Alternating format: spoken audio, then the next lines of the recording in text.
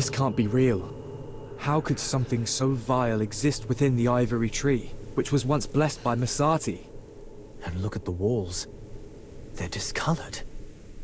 It's corroding the entire space. The deer spirit brought us here for a reason. We must uncover it. Then we press forward.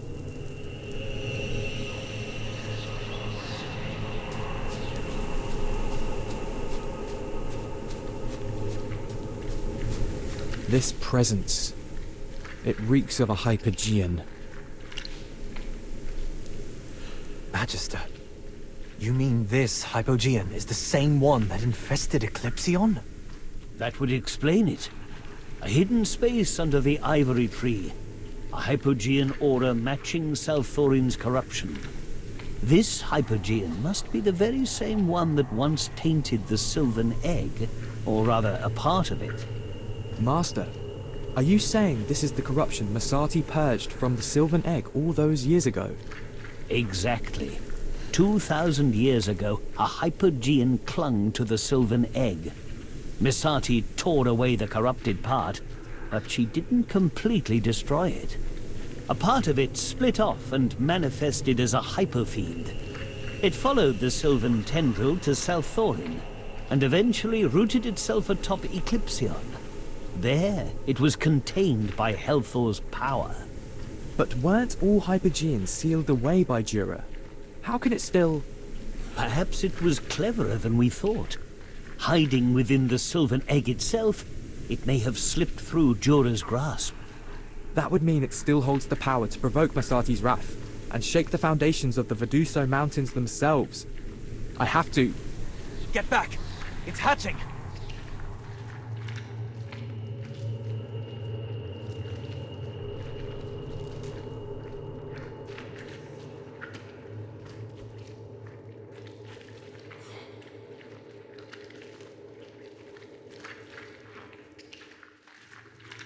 I am reborn again.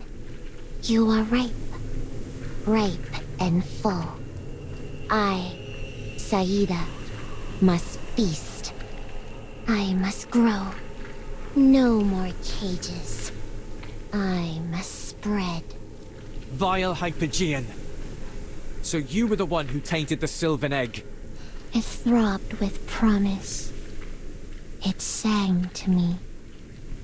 It was so rich. I took what I needed. So it was you. The one who forced my people into exile. She's within the ivory tree. If she breaks free, every living thing in the Veduso Mountains could be wiped out. In Masati's name, I will end this.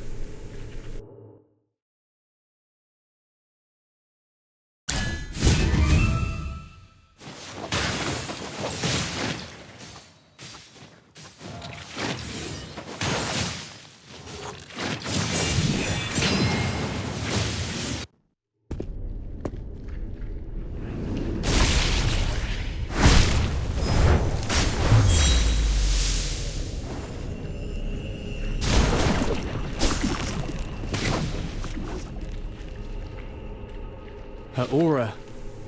Why did it suddenly spike? This is bad.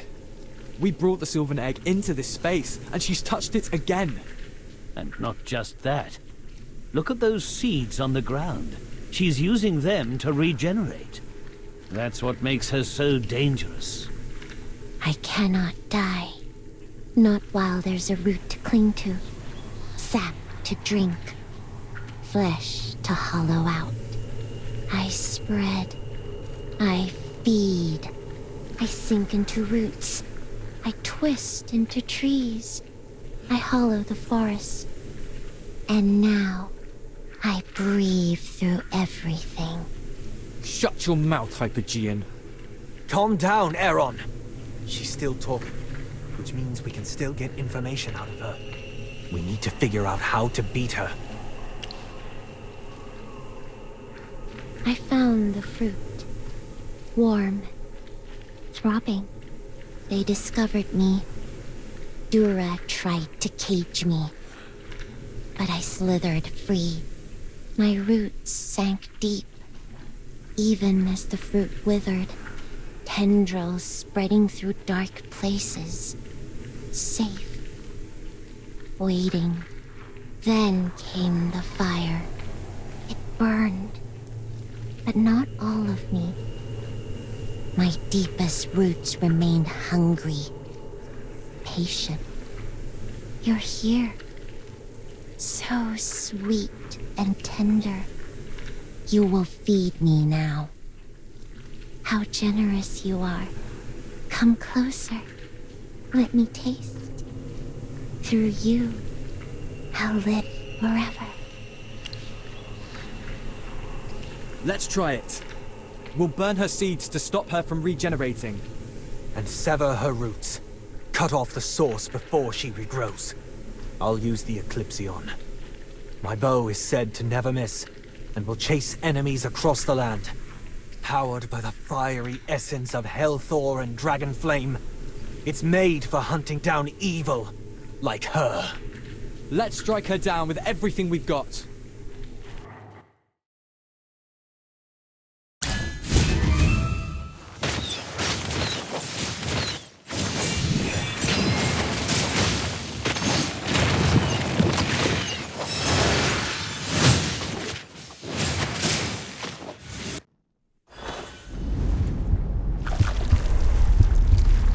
Rebirth. Once again, I seek to rise anew. She's about to be reborn. No, she'll never be killed this way. Sustenance, sustenance. You all are my sustenance.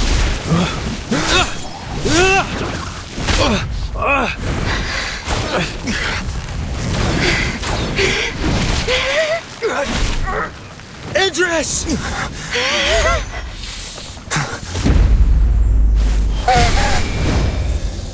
Dear Spirit.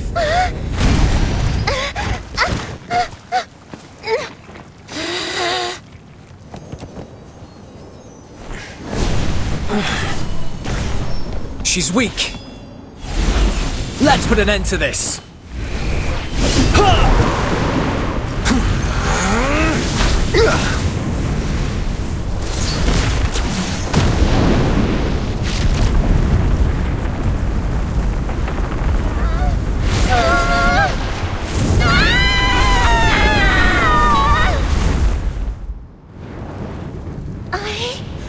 I will reborn again.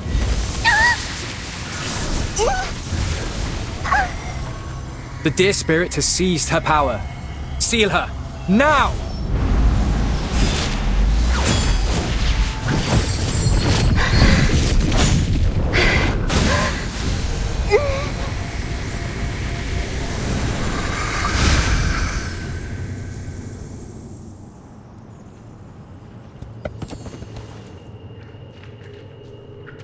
Did it work?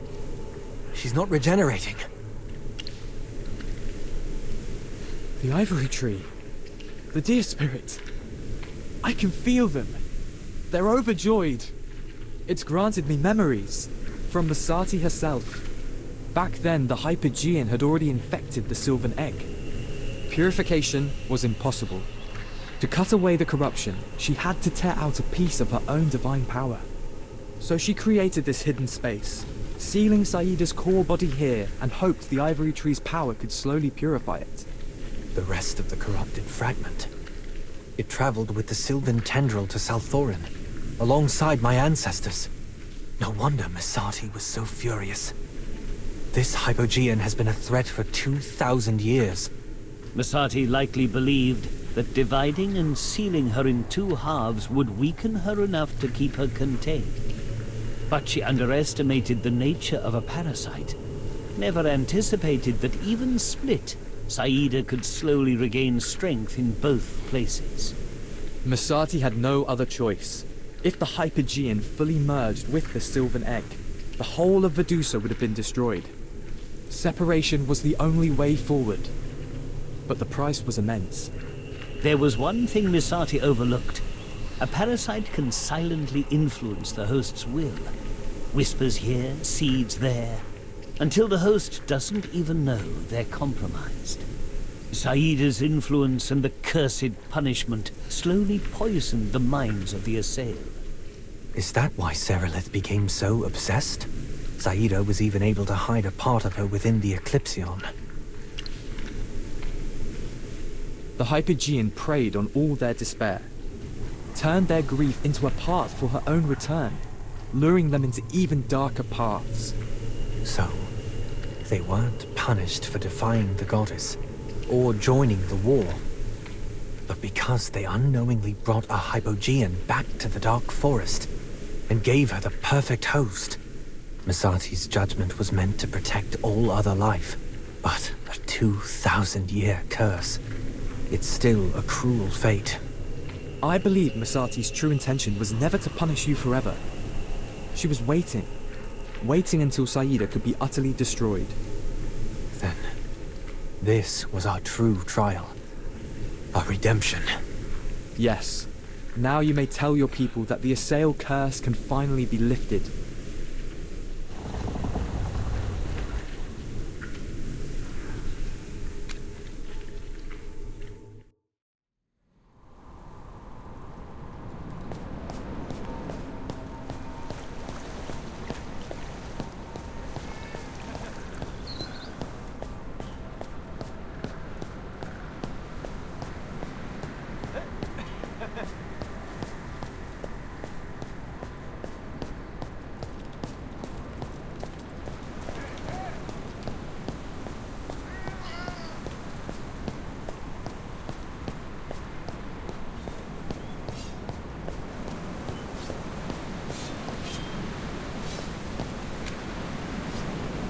To put it simply, the divine dew has started overflowing for no reason. And with it everywhere, folks are letting their guard down. Some have gone up to the surface and gotten corrupted. Others are talking about restoring the old ways. Oh, who might this handsome guest be? Ravion, mind your manners in front of our visitors. This is Aeron of the Dark Forest, and this is Ravion of Salthorin. A pleasure, Lord Ravion. I've heard much about you on the way here. Then you've heard of my charm, my wisdom, and my so-called princely title. All things that no longer exist. And we mustn't forget my mother. Enough. To the matter at hand. Sounds like you've had quite the time together. Let's stay on task. Right. The curse is no longer the only issue here. Our divine dew reserves will sustain us, temporarily. But we're close to lifting the... Lifting the curse is merely the beginning, Indris. The true challenge is breaking the chains around people's hearts. The Assail have been bound to the underground and the curse for 2,000 years. Their fear and sense of tradition run deep. Even if the curse lifts tomorrow, do you really think everyone will be ready for a new way of life? Sunlight burns when all you've ever known is shadow. Freedom feels like chaos to those used to chains. Lord Ravion is right. Curses of the flesh are easy enough. The ones of the soul take longer to heal. Then what's our next move? First, we deal with the overflowing divine dew. The dew is limited, but now Salthorin is seeing an abnormal surplus. And with all the talk of restoring the old ways, there's definitely someone scheming behind the scenes. I already have a suspect in mind. But before we act, we'll need proof. So, who's up for a little mystery solving? I knew you would, Magister. Always so dependable. With you on our side, our chances of success just went up. Let's get to the point. Where do we start? I've got some leads. We just need to investigate further. Shelby has some information, and some dark corners of South Thorin are hiding intel too. Let the game commence.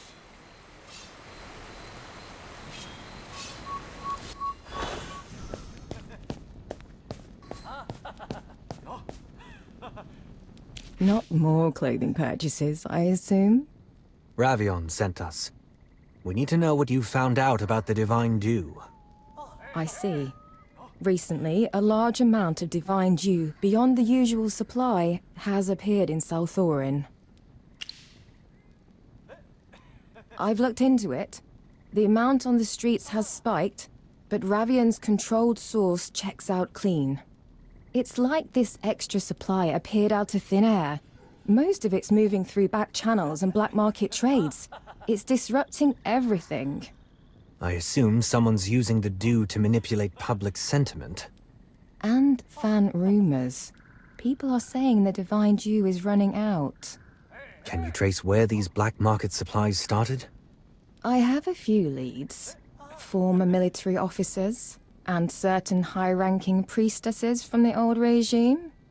Théodore and Valara's former subordinates. You catch on quick, Captain Indris. Then I'll spare the rest of the details.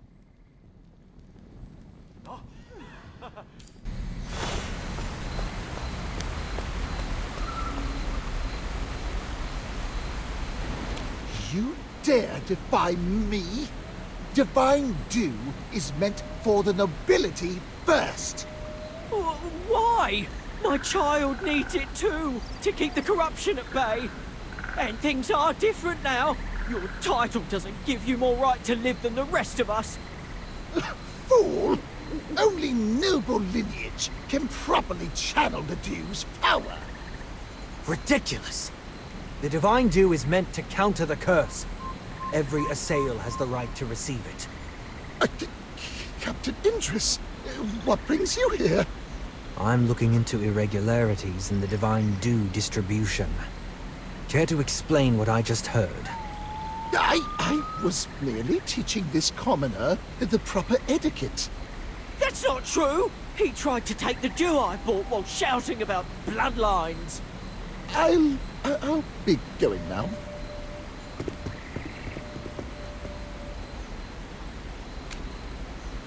Thank you, Captain Indris. I'll just... Wait. What's this about buying Divine Dew? It should be distributed, not sold. I heard it's running out. That soon only the nobles will have access. So I bought some on the black market. Just in case. Who's spreading such rumors? I'm afraid to say. Don't be. We're not here to punish you. We're here to stop whoever's behind this. All right. It's the priestesses at the Lunaris altar. They claim the curse isn't real. I'm just repeating what I heard. They say the curse, the dragon, none of it ever existed. That when the queen died, the divine dew began to disappear. And there was never enough for everyone.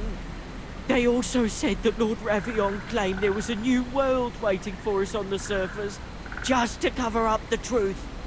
And the ones who believed him and went up never came back. They say he's sending us to our deaths.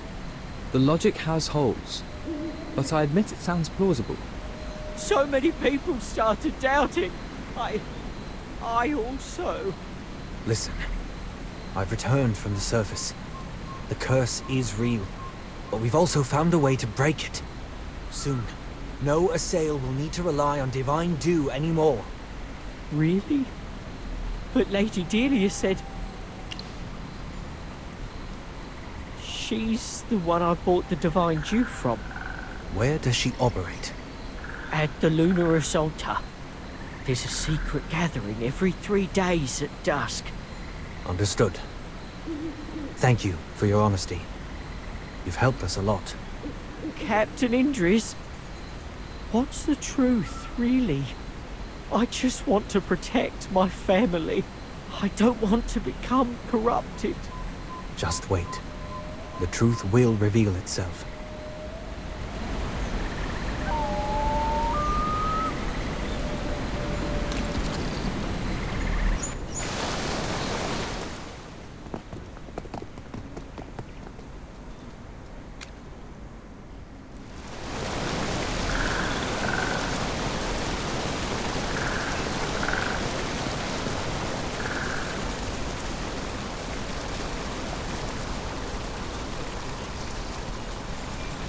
Brothers and sisters, behold, the radiance of true divine dew.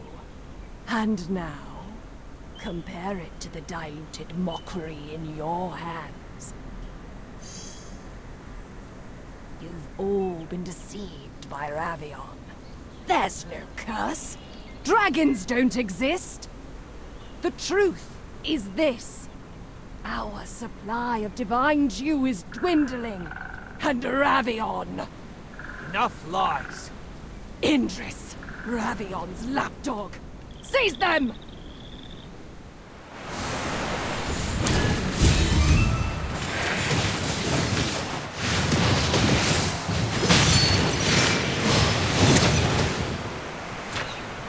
I have prevailed. No more lies. Tell us, where did you get all the divine dew from? I have nothing to say to you. Do you think being stubborn will get you through this? My faith is unshakable. I'd sooner die than betray it. Die? Who spoke of killing? Ravion has 1,000 ways to make you speak, but none will be quick or painless. You're bluffing. He wouldn't. He's not like that. Do you really want to test that belief? You forget who raised him. The Queen. Her Majesty. Fine, I'll speak. It's Lord Théodore.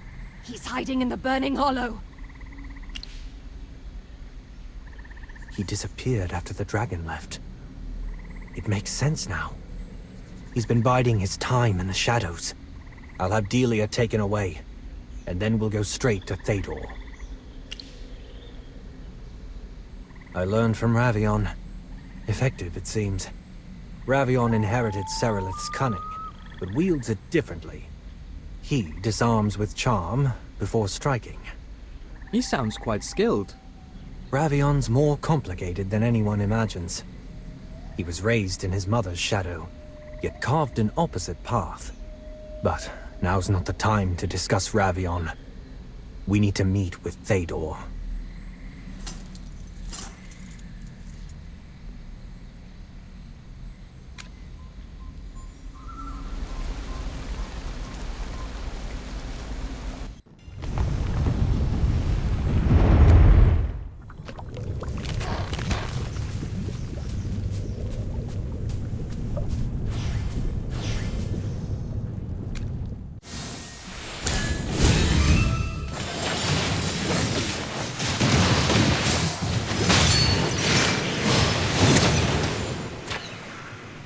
I have prevailed.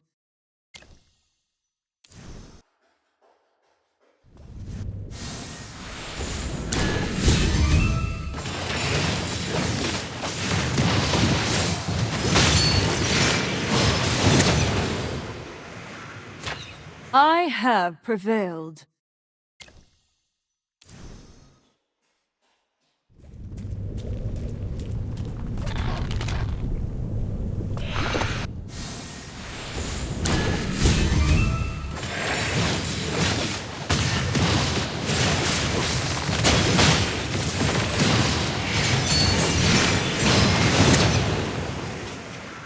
Nothing to be afraid of.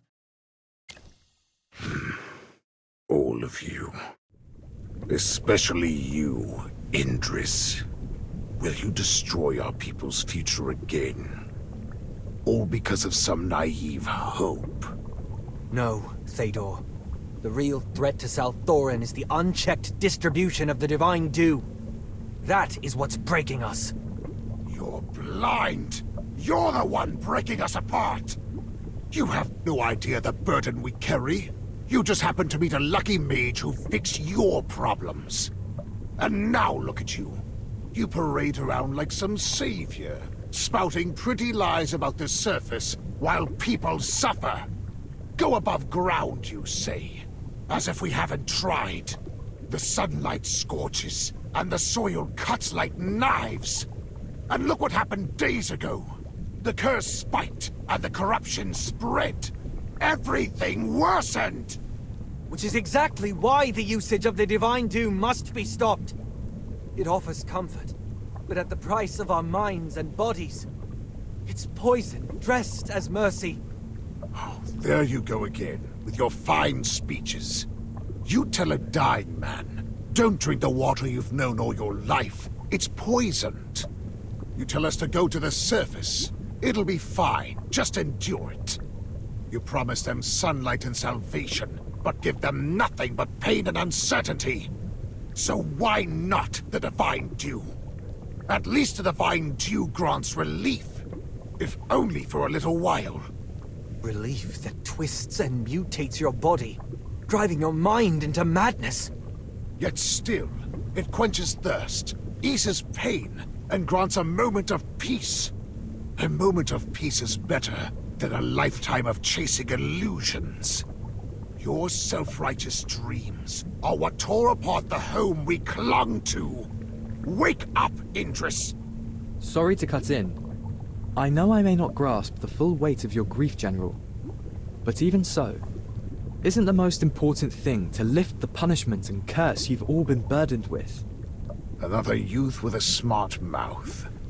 The dream you speak of is built upon the illusory vision of breaking the curse. You've destroyed the very foundation on which we survive, all to establish your self-congratulatory new fantasy. And now, there's nothing left but chaos, madness creeping in from all sides. With the dragon gone, the Divine Dew is disappearing. It can't last. And when it finally runs dry, what then? Will South Thorin, still dependent on it, be left to crumble in agony? But that... You're willing to let everyone die just to preserve what once was. That's nothing but selfishness. You? Wait. You're not an assail. Who are you? My name is Aaron. It might sound arrogant for me to introduce myself this way, but I think you'll want to know. I'm from the Dark Forest. Since birth, I've been called the Scion of the Lucent Tree. As Misati's proxy, I've witnessed Indris's journey of atonement on behalf of your people. And I've come, as her envoy, to end this misguided punishment. Scion of the Lucent Tree? The three sages. The Lucent Tree. The Deer Spirit. Misati. The Dark Forest. Our ancient homeland. Then... the curse will be lifted? Misati and Merlin have both seen to it. The end of the curse is near. And if you still have doubts, then come and feel it for yourself.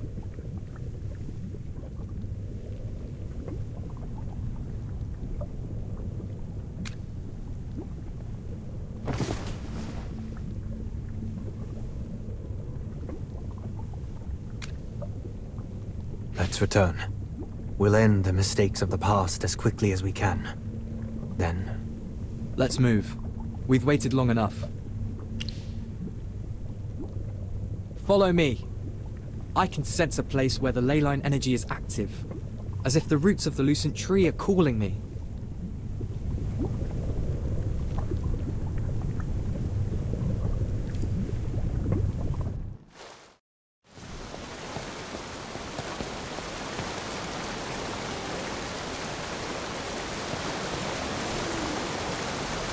This used to be where Serelith's statue stood. After her defeat, it shattered. The statue was built over a convergence of ley lines. Fitting. She was the one who led her people in their stand against the Hypergeans. Shall we begin the spell? It should be done here, but how should I describe it? It's like when we first used the Earth Essence, knowing the path ahead but unable to take the first step. Magister, can you offer me some guidance? So with your guidance, we'll cast the spell and reconnect the two parts of the Sylvan Egg. This time, it's the exact opposite of our previous encounter with the elemental spirits. I represent the origins of the Dark Forest, and Indris represents the return of South Thorin. Then, with the restored Sylvan Egg as the core, under Merlin's guidance, we will once again spread Masati's forgiveness to her people. The return of Salthorin. I understand. Let's begin.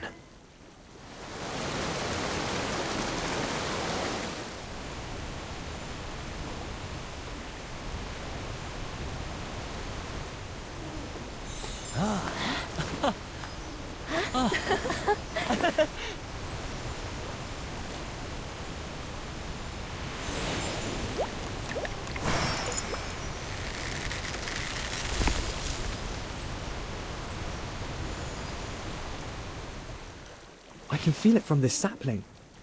It shares the same origin as the Lucent Tree. The Earth's energy is flowing back, slowly returning to Masati's embrace. And the people, this land, the Lucent Tree loves them still. I can feel it. Yes, Masati is using her gentle power to nourish this long-dried land. We succeeded. Indris, you seem troubled. Is there something wrong? No.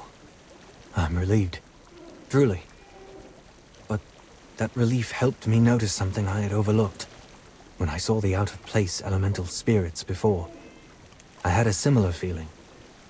But it wasn't until just now, when the curse was lifted, that I confirmed it. Salthorin is my homeland. Thaydor's accusations against me weren't unfounded. I was born here, in a sail, carrying dreams too bright for a world weighed down by loss. Dreams of the surface, of sunlight and peace. And in chasing those dreams, I wounded the very hearts that had already endured too much. Sarilith, Velara, Thaydor, Sage Tasso. So many names are now consigned to memory. Their grief, their bitterness, their fear, their anger, but also an incredibly clear and deeply nostalgic homesickness. The surface life I fantasized about was the true homeland they were forced to leave, having gone astray under false guidance, carrying immense pain. Maybe that's why Masati chose to plant a new Lucent Tree here. If it were just about ending the punishment, she could have simply lifted the curse. But she did more. She reconnected the ley lines and blessed this place with new roots. There were mistakes, false paths, but now it leads to something new. Yes, Salthorin was born from pain, and though led astray by the Hypogean, it endured. A kingdom carved from sorrow, but still a kingdom of its own. Even with hearts full of sorrow and unrest, their struggle must have reached Masati. Even if we lost our way, time and time again, now, this tree, this gift, will bring us dawn once more, and with it, a true new beginning.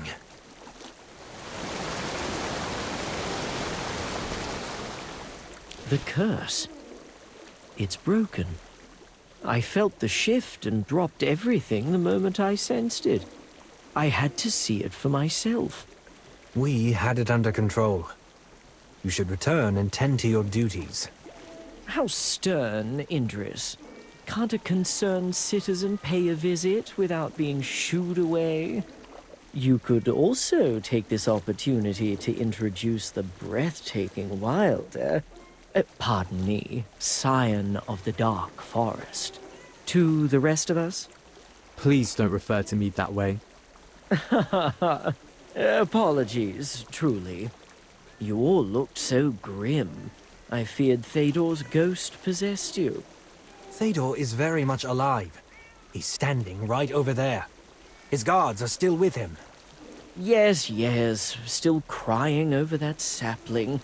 He didn't even act this way when my mother passed away. But enough of the teasing.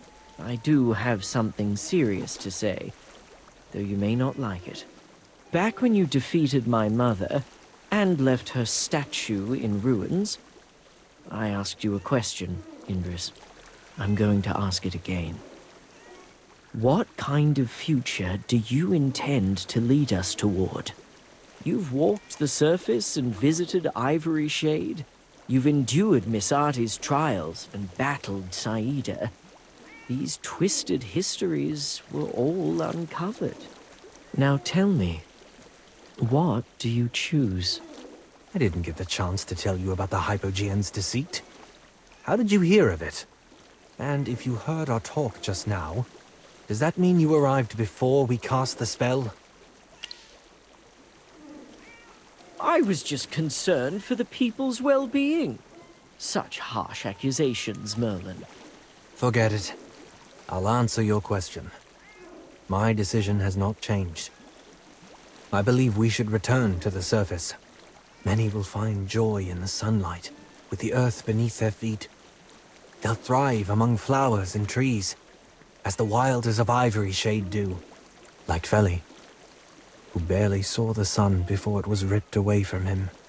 But I understand the meaning behind your question now, Ravion. Some will find the surface too bright, too loud, too restless. The waters may be pure, cold and gentle, but to some they'll feel strange. Some may even resist the instinctual love for greenery, a trait from our wilder ancestry. And, of course, many will remain drawn to the sweet illusions of the divine dew. That, too, is part of the work that lies ahead. But everything else, I believe, should be a choice given to everyone. Ah, so let the dreamers chase the sky, and the deep-hearted sink back into their roots. I dare say, that's the kind of answer even I could raise a toast to. The lucent tree of the dark forest belongs to our distant past. This sapling before us, it's our beginning. And it's also the Assail's homeland. The place we'll inevitably look back on when we set off. Let's start nurturing it now.